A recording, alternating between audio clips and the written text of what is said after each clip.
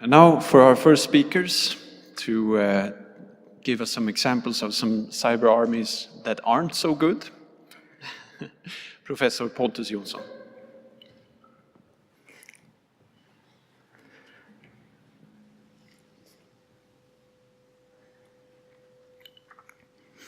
So, whoa.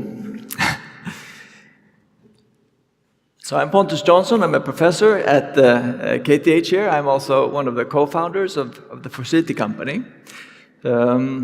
I was tasked by Jakob to hold a speech on this topic. Some cyber armies really suck. And I promise that I will do the best I can to deliver on that, say, pretentious title. So cyber armies, or we call them sometimes advanced persistent threats, you know that they are the apex predators of the cyber world. They are like the alpha males. They are the hyper-sophisticated attackers whom you cannot defend yourself against. This is at least the impression that we have oftentimes when we read about the advanced persistent threats. And there are such groups. But there are also a lot of advanced persistent threats of cyber armies that are really quite ordinary. So I thought I would walk you through a couple of groups, how they typically operate, and also some, some of their less spectacular, say, feats that we have learned of quite recently. And so last year, I think it was last year, maybe slightly before that, the United States, they started with a new strategy for fighting these cyber armies, name and shame. So they started indicting these different groups. And so there is a lot of technical information now about exactly how they operate that we didn't have previously. That's really quite reliable. Very interesting read.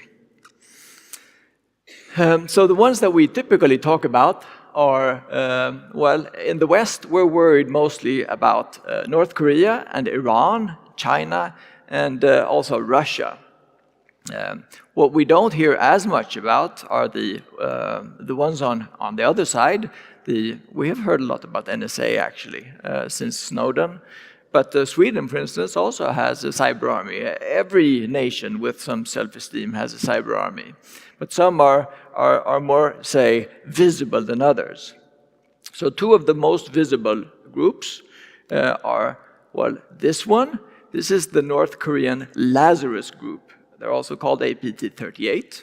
And they have become well known because one of the things that they achieved was they committed the greatest bank robbery in history, where they stole $81 million from the Central Bank of Bangladesh. They also knocked out Sony Pictures Entertainment, if you remember, because of a film, a comedy with the North Korean dictator, Kim Jong-un. And they've attacked lots of other things.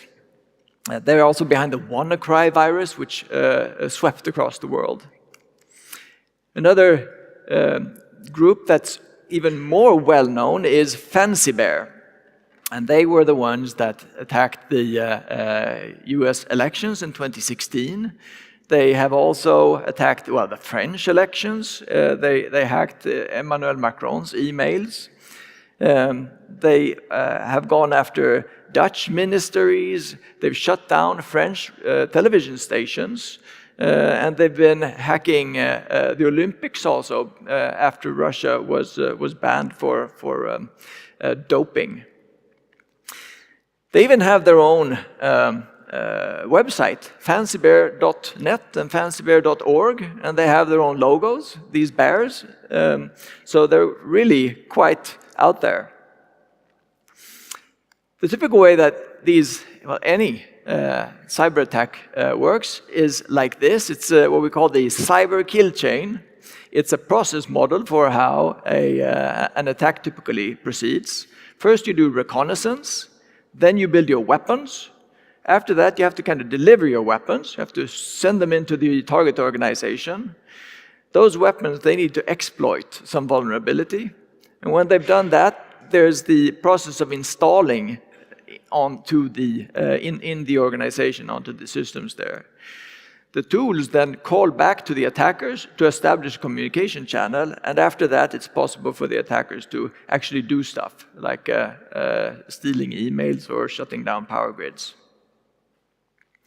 So if we go through a few of these steps, and how Fancy Bear and Lazarus Group perform these, the reconnaissance phase, they do more or less the same things that you guys would do if you wanted to learn something about an organization.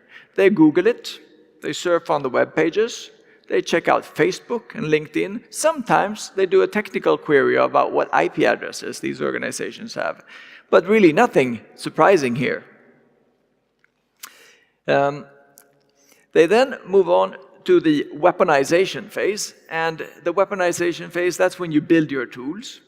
And every serious cyber army has to have a Trojan. So the Lazarus Group has one, and Fancy Bear has several Trojans. So this is software that they will install on target computers in order to take control over them. But if we look at these Trojans, they're very, very ordinary. I think the most well-known Trojan we know about is the pen test tool Meterpreter from the Metasploit tool. And that tool, which is open source and available for everybody, is much more sophisticated than the tools that these guys build. There's also the issue, you would imagine that an APT would use zero-day vulnerabilities. You know, zero-day vulnerabilities, these are the ones that nobody has found, so they're really difficult to protect against. But the Lazarus Group, I don't think they've ever used a zero-day as far as we know. Fancy Bear, they have used a couple of zero-days in their long existence, but those were really also quite unimpressive ones, like Flash, Adobe Flash zero-days. Those are reported like every month, 50 Adobe Flash critical vulnerabilities that could be turned into 0 days. So they're not so impressive on the 0-day front either. When it comes to the actual intrusion, the exploitation and the delivery, the most common way that these attackers proceed is by phishing. They send emails.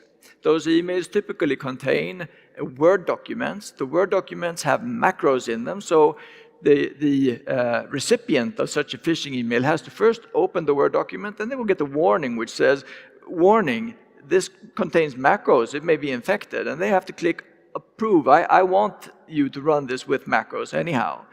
So it's this is a very, say, unsophisticated kind of attack.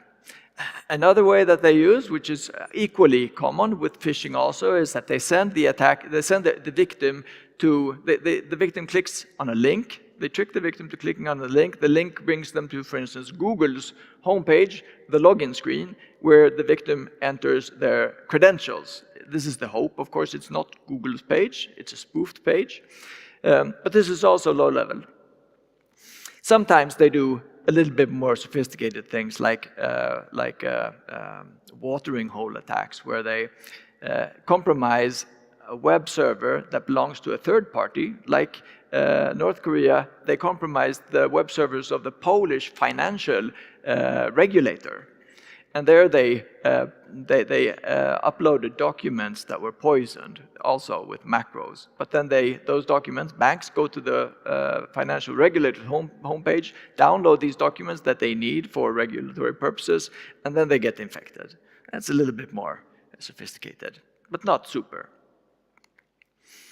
When they are in place, they have been installed, they're installed on the victim computers, then they use also just standard tools. One of the most commonly used tools is Mimikatz. Mimikatz is a tool for extracting passwords and password hashes from the memory of Windows machines.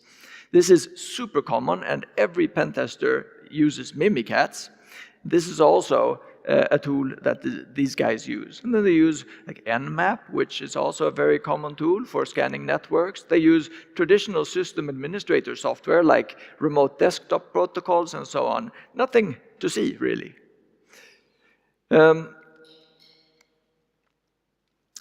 When they connect to the victim organization, typically they don't want to reveal their true IP addresses. Therefore, the normal thing for one of these APT groups would be to go through the Tor network, because Tor network anonymizes IP addresses. Fancy Bear does that pretty regularly. Sometimes they mess up and they forget, but mostly they do. North Korea, they don't do that. At the maximum, they can attack some random web server somewhere in the world, and then they use that as a jump station. But it's not very hard for instance, the FBI to go to the owner of that web server and say, can we look at your logs? And then they will find out who the attacker is. And so then, finally, when they've done all these things, they can actually perform their acts. So now, if we look at some of the, I would say surprising failures in mainly operational security that these groups do. Here is one. This is from the indictment of the North Korean groups. So they want to remain anonymous. The guy over here, Park In-hyuk, he doesn't want the targets of his attacks to know who he is. Therefore, he has created a kind of a system of indirection of email addresses for his phishing campaigns.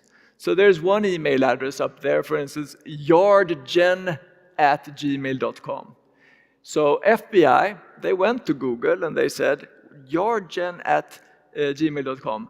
That sent emails to Sony Pictures Entertainment. Can you tell us who else they sent pictures to? Well, that address sent pictures to the Bangladesh Central Bank also. So then it was possible to connect those two. So you knew that it was the same attacker. And then they said, okay, so what's the backup email to that Yardgen? Well, that's this one, TTY1984. And what's the backup email of that one? Well, it's this business2008IT@gmail. And that IP address, that's where Park In-hyuk sends his personal emails. He does his job applications and he talks about his girlfriend and stuff on that email address. So just by going to Google, you get all this information, which FBI, of course, can do in these cases. Also, North Korea, in total, North Korea, they have, I think, 1,024 IP addresses. 4 of those appear to belong to the Lazarus group, because very often they just connect directly into like Sony Pictures and the Bangladesh Bank from their North Korean addresses. So you could think that maybe they just don't care, and I guess maybe that is a part of it, but still they try a little bit. So it's really hard to know, is this a problem of competence or is it a problem of interest? They also write these kinds of messages to Sony Pictures. This is, we will punish you completely. I am God's apostles, the boss of the guardians of peace. How bitter fate those who seek fun in terror should be doomed to. You, Sony and FBI, cannot find us. We are perfect as much. You are to collapse, surely. Damned to gruel and reckless Sony Pictures. From the apostles of God. This just doesn't seem professional to me. I'm thinking of making a t-shirt, damned to gruel and reckless Sony Pictures. I Googled it, it's nowhere except for these. I think they've invented that expression. Here's another really surprising, this is the Fancy Bear group. So there's the, Russia are interested, they're friends with the Assad regime. The Assad regime have been accused of using chemical weapons in Syria. Also, Russia has been accused of poisoning a former Russian agent named Skripal, I think, in London, somewhere in Great Britain at least it was. So there's an organization that's called the Organization for Prohibition of Chemical Weapons. This organization was investigating these two events. So there was a political interest from Russia to, perhaps learn more about these investigations or perhaps interfere with them. So obviously, they sent the Fancy Bear team, they tasked them with this mission to attack the OCWP, as it's called, the organization. I guess they started by fishing, but they failed in fishing. And so then what is the next thing if you fail with fishing?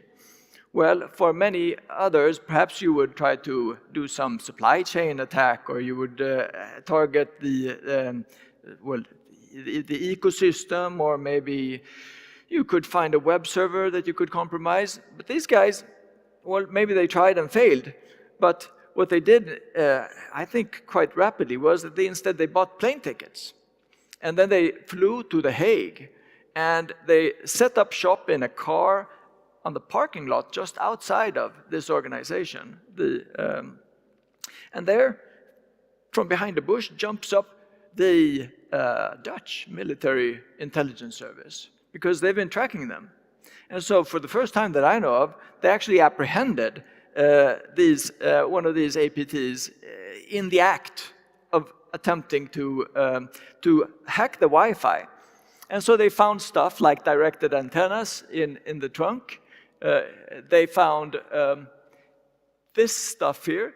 This is very, very standard. If you know, for a couple of years ago, we learned about the NSA tool set. There was this big catalog of NSA tools. They were really impressive, like James Bond stuff.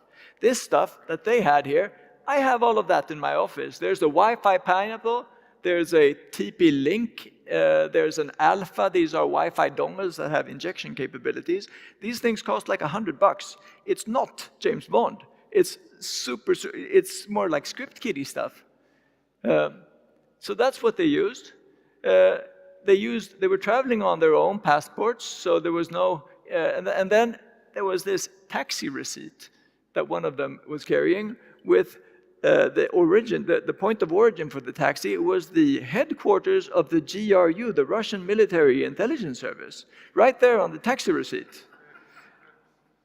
And here, you know, they also hacked the IOC, the International Olympic Committee, because of the doping stuff. And that was in 2016 in Rio de Janeiro. They went there and also, I guess, did Wi-Fi hacking.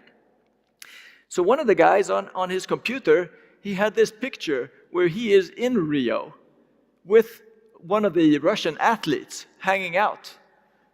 And so now you can now connect these two events also. So summarizing now, I would say that there are a number of lessons that we can draw, and also I would like to maybe some caveats here.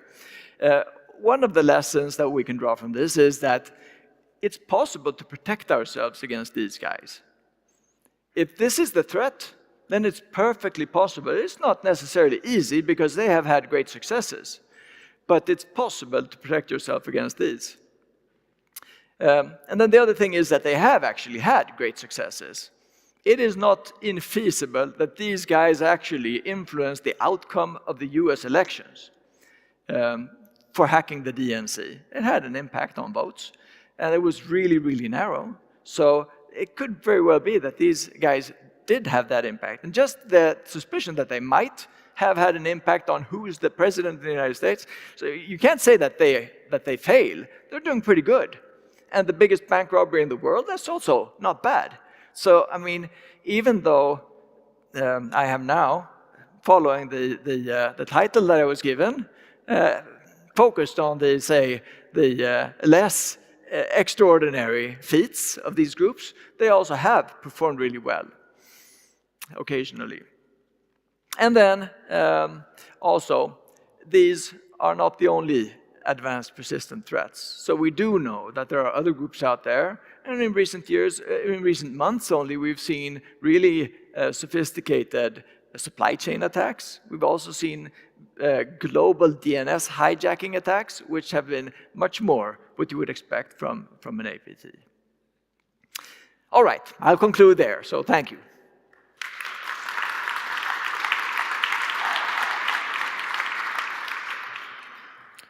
Unfortunately, we are ahead of schedule. Oh. So we have time for questions. I can ask a question. So why do these guys actually succeed? Because if they're just using standard tools and these organizations probably have IT security departments, why do they succeed? They succeed because security is really hard. It is super hard to protect all these systems. So you don't have to be super advanced to find vulnerabilities in these systems. So I think you can protect yourself against them because you have to do just all the stuff that we know that you have to do. You have to do asset management and you have to update your systems and stuff like that. But if you segment your networks, but if you do that, you have pretty good chance of protecting against these. But if you don't do that properly, like Sony Pictures, they didn't segment their networks anything. So compromising one computer with a phishing email was pretty much all they needed to gain access to the whole company and then wipe all the machines. So I guess, but that's the main reason. That does require a lot of work. All right. I can't see you, so if someone else has a question, just shout out. All right. Thank you, Pontus. Thank you.